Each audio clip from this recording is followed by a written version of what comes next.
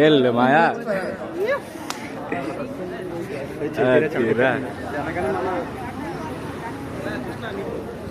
ధన్యవాదములు చంద్రిక.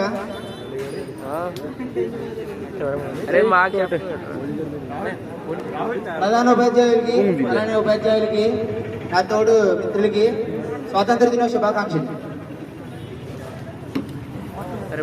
మనుషులు పుడతారు, చనిపోతారు, కానీ కొందరు మాత్రమే చరిత్రలో నిలిచిపోతారు.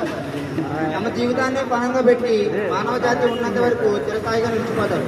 వారిని చిరస్మరణీయులు అని అంటారు. కోటాను కోట్ల జనంలో బహు కొద్ది మంది మాత్రమే ఇలాంటి వారు ఉంటారు. ప్రపంచంలో ప్రతి జనాల్లో ఈ తరహా మహానుభావులు పుట్టి తమ సేవలతో పునీతులయ్యారు.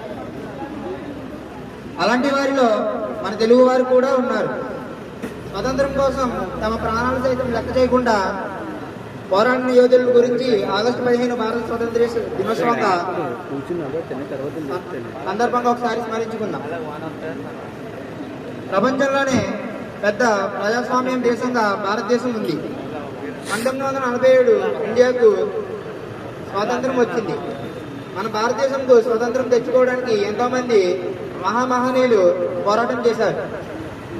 అలాంటి వారిలో ఉయ్యాలవాడ నరసింహారెడ్డి తెలుగు జాతి స్వాతంత్ర్యం సమరయోధుల్లో మొదటి వ్యక్తి. ఉయ్యాలవాడ నరసింహారెడ్డి కర్నూలు జిల్లాలోని రూపానుగూడు గ్రామంలో 1806 నవంబర్ 24న జన్మించారు.